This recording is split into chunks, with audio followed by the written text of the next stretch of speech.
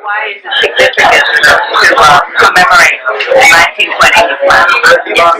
It's significant because it's a milestone. It's a milestone in our history. Our collective history as a community that most people don't know about and a lot of people don't care about. So it's very important to make sure that people understand the implications of the 1928 plan and the fact 90 years later we're still living some of those same negative consequences. How can that acknowledgement relate to what present day is telling us? Well, I think we see it in the present day. We see it in the health disparities. We see it in the educational disparities and the lack of good outcomes. We see it in the housing patterns. We see it in the economic inequities in this city. And although we've got a real shiny side, a real prosperous side with tall buildings and cranes, we've got another side of Austin that most people don't talk about. And that part of Austin was a product of the 1928 plan. Not done by the folks that are here, but done by men back in 1928 who thought it's best to put all the brown and browner people someplace else. So out of sight, out of mind. What can we do to help those people that are being impacted by the new developments? We can go and have a conversation with them and help them to understand how important it is to have their voices heard. If you were here earlier tonight, you saw the folks from Rosewood Courts come up and stand up in a mass and say, you have to help us do this. You've got to do something better for our community. And that's what we all can do as we talk to people. You can't just sit at home and watch us on television or listen to us on KZI radio. You've got to come down here and participate. And we've got members of the community who are willing to help you do that. Specifically, how can they get involved? Call you.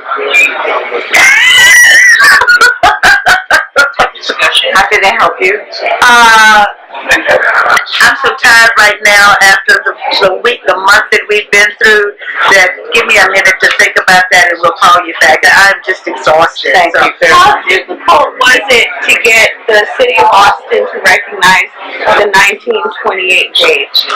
It really wasn't that difficult. I think that, as the mayor said, there's some things that people know about kind of anecdotally, but members of the community brought this up last year and said, do you realize that next year will be the 90th anniversary of the 1928 master plan? And I said, wow, I didn't even know that. And so they started working on it, and because we're busy doing council stuff, and so it was a member of the community that started forming the ideas and helping with the proclamations and making sure that the data was correct. And sometimes that's what we need too, is people who can help us do that research that we don't have time for.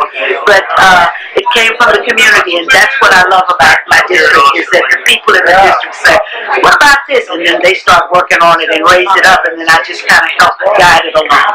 How important is it to raise awareness to this sad date in history to the new people that are coming into Austin every day? So this is one of the reasons that we were intentional about doing it, because we've had so many people move into Austin.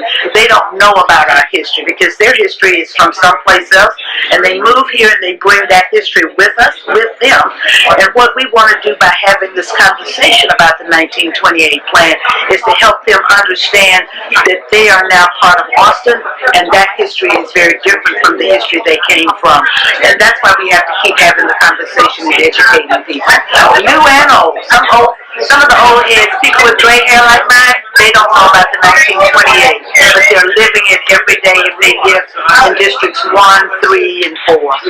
And I overheard the mayor touch upon something about people in the community that had to leave their riches and their homes to move into a new section of town. Can you just tell me a little bit about that for people that don't know? So, before the 1928 plan, there were 15 what we call freed slaves communities, and many of them were across East Avenue, which is now I-35, and there was Clarksville and Kitchenville and Wheatville. We hear of Wheatsville Co-op, but where Wheatsville is was a community of freed slaves, and they were all the way south as far as Kitchenville, off South Lamar. And so so what happened with that plan is that the powers that be said, if you want city services, you must move east of East Avenue in order to get city services. That's lights, utilities, schools, parks, all those things, because they did not want to build separate schools for separate groups in the West Austin. So they forced everybody to move there. So the people who had land over on the west side of town, they were forced to move. So you couldn't take their land with them, and the land was sold, the property was sold for very little, pennies on the dollar. We had a lot of business owners on Pecan Street, which is now 6th Street.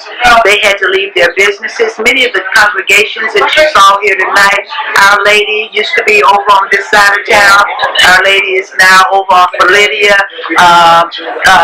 First Baptist Church used to be on this side of town. It's now had to move over on that side of town. So it was those things that people were actually forced to pick up their businesses and what the little that they had and move to another part of town. Are there a little bit of similarities going on right now in East Austin with gentrification, would you say? I would say so. The pattern is the same pattern, I think, I'm so tired. The same pattern is being replicated, is the word I'm trying to say, because we don't recognize and honor what happened back in 1928, so we have repeated the same kinds of patterns. And so, again, brown and browner people still live over here, even though it's fewer of us now, still have the economic segregation, still have poor education outcomes, poor health disparities, and so it's the same pattern. And until we start recognize that pattern and see the lens through which we make those decisions, we'll be making the same bad decisions over and over again. And I love you very much, but I'm going to go to sit down.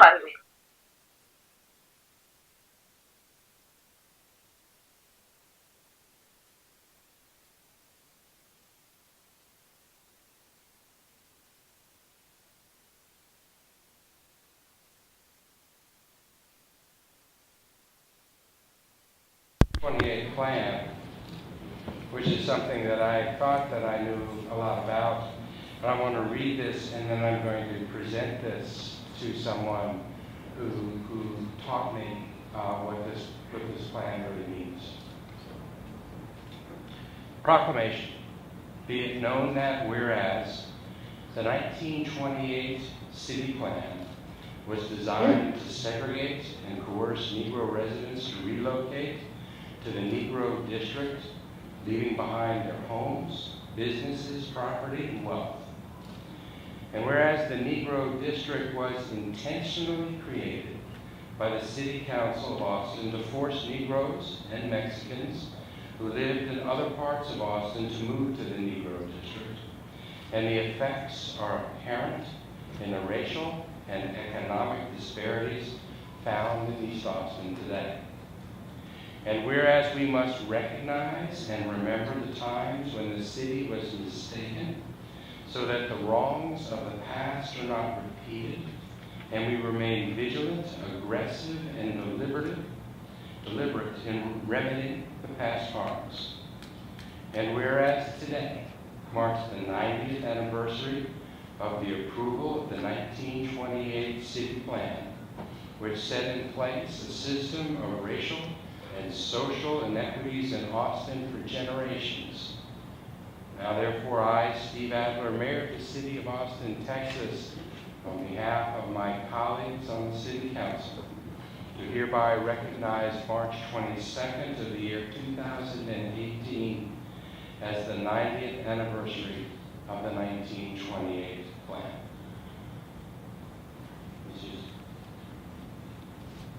I accept this proclamation in recognition of this milestone in our history on behalf of all the community, the representatives of the community here behind me. Thank you so much for coming tonight. Thank you.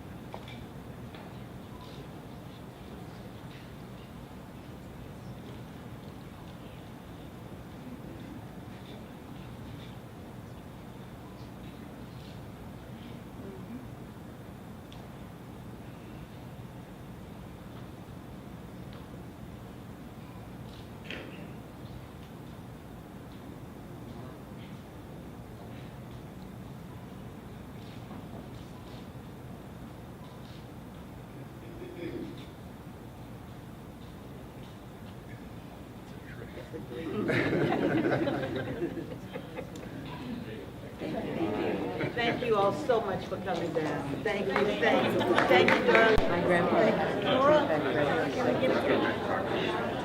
Richard, how have you been? Good to see you. I got it. All right. Hello, I'm here today with La Prensa, and I'm here with Stephanie Hayden, Director, Austin Public Health, City of Austin. Could you tell La Prensa why the 1928 proclamation is so important for the community of Austin? Wait a minute. Hello, I'm here today with La Prensa, and I'm here today with La Prensa. What was your name? My name's Genoveva Rodriguez. I work with Councilmember Houston. Wonderful. Can you tell La Prensa why the 1928 proclamation is so important for the community of Austin? I think every day we work on things and policy and plans that impact the community, and I think if we don't acknowledge our history and the impact that that has had, then we can't move forward. And how is today kind of like a history marker in Austin? Today's the 90th anniversary of the 1928 plan. Is this the first time that Austin has recognized that day? Yes, it is the first time that the City of Austin and City Council has recognized the day. And how much effort has it taken the people in Austin to get that day recognized? Well, Councilmember Houston worked on this particular recognition for about 6 months with the research and working with the community. Okay, wonderful. Thank you so much. Did you want to get Councilmember?